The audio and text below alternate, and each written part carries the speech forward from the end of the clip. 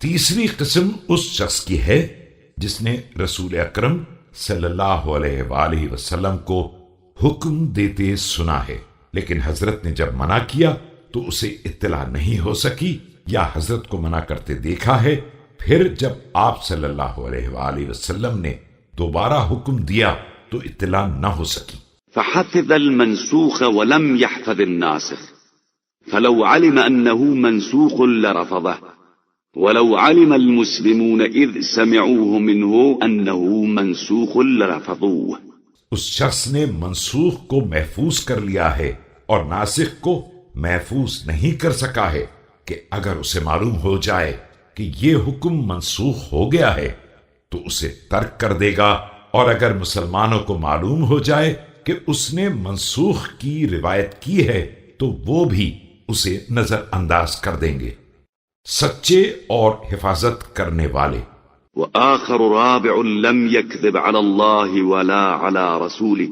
مبغض للكذب خوفا من الله وتعظيما لرسول الله صلى الله عليه وآله ولم يهم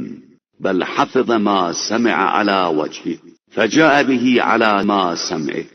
چوتھی قسم اس شخص کی ہے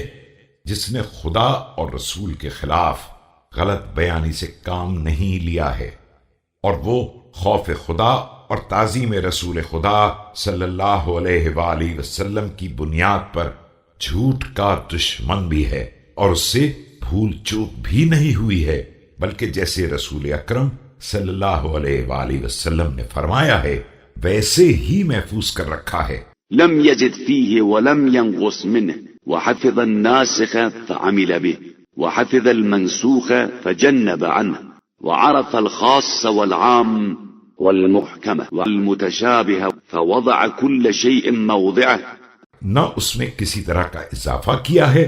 اور نہ کمی کی ہے، ناسخ ہی کو محفوظ کیا ہے اور اسی پر عمل کیا ہے، اور منسوخ کو یاد رکھا ہے لیکن اس سے اجتناب کیا ہے، خاص و عام اور محکم و متشابہ کو بھی پہچانتا ہے اور اسی کے مطابق عمل بھی کرتا ہے۔